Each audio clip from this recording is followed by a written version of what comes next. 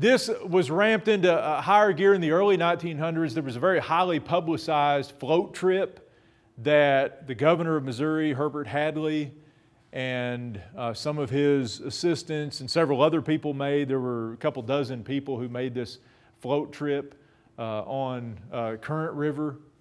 And they had a big dinner. I think the dinner was in Salem, Missouri before they started the trip. And it was, in a lot of ways, it was a publicity stunt. Hadley was the first Republican governor of Missouri since Reconstruction came to an end.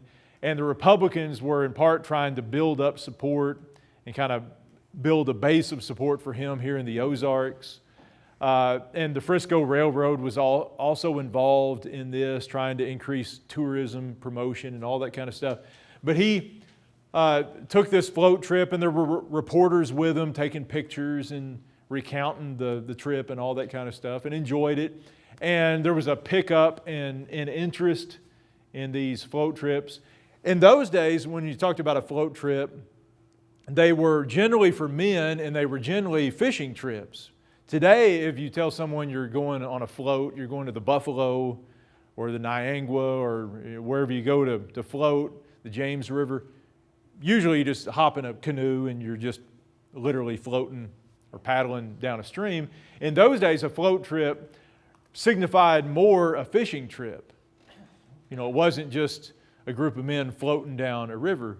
And, a lot of us think a float trip is just kind of wasted time if you don't have a fishing pole, and you're not trying to pull something out of the river. I'm sort of that mind. You put me on water and I want to fish. I don't want to just sit there, look around. And that's what they were doing in those days. So a float trip was not exactly like a float trip is in the 21st century in the Ozarks. And it was always a guided float trip. And several guys would pile in these big John boats, and we'll see a picture of a John boat here in a minute.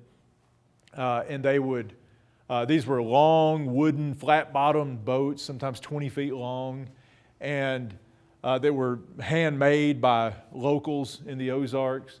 And the businessmen or whoever they were from St. Louis or Springfield or wherever they came from would usually hire a local guide who would theoretically take them to the best fishing holes in the river, would, at the end of the day, would clean the catch and fry up the fish and kind of take care of, just take care of everything, would be the guide for the trip. And the guides often, the most popular ones, as you can imagine, were the most colorful guides, the ones who told the best stories and the best jokes, and often were just kind of colorful local figures. And there were some of those who became well-known, kind of legendary figures in the Ozarks, some of these guides. In the over on the Current River, and I think this is a Current River picture, and this is a John boat. He's sitting in a big long boat, and this is a river guide. I'm not sure what his name is, but Walter Bales of Eminence, Missouri became probably the best known of the early 19th century float guides on Current River. And he ended up training several guides who worked for him, and then they went on to found their own their float fish guide services in the Eminence area. In southwest Missouri and Branson, it was Jim Owen. He became sort of the father of the float guides on White River and the James River and in the Branson area, and he founded his own guiding service, and that's an advertisement for it, Jim Owen Fishing Service. So you can see they're talking about Ozark float trips, but it's the Jim Owen Fishing Service, and even then, this is probably from the 30s or somewhere in there. Even then, when they're talking about a float trip, they're really talking about guys fishing. Were there bears back then? There would have been, by the early 1900s, the bear population was severely depleted in the Ozarks. There would have been a bear or two in the most remote areas, but they would have been nothing like they were 100 years or 50 years before in the Ozarks. You weren't likely to encounter a bear even in the most remote area in those days. You'd be much more likely to encounter a bear today than you would have been in the 19-teens or 20s or 30s.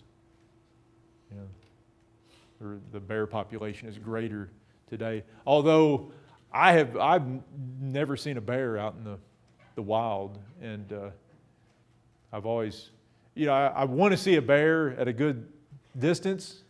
You know, I don't want to stumble up on a bear cub and then have a mama bear tackle me, you know, or something like that. But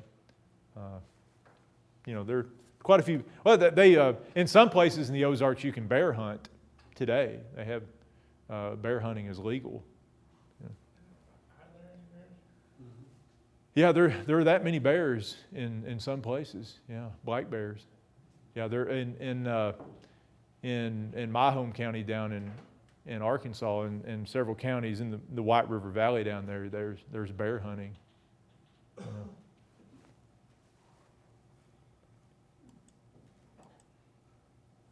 And here's a little, just to remind you where these rivers and streams and stuff are we're talking about. Here's Current River. The Jacks Fork goes off of Current River. It's a tributary of Current River.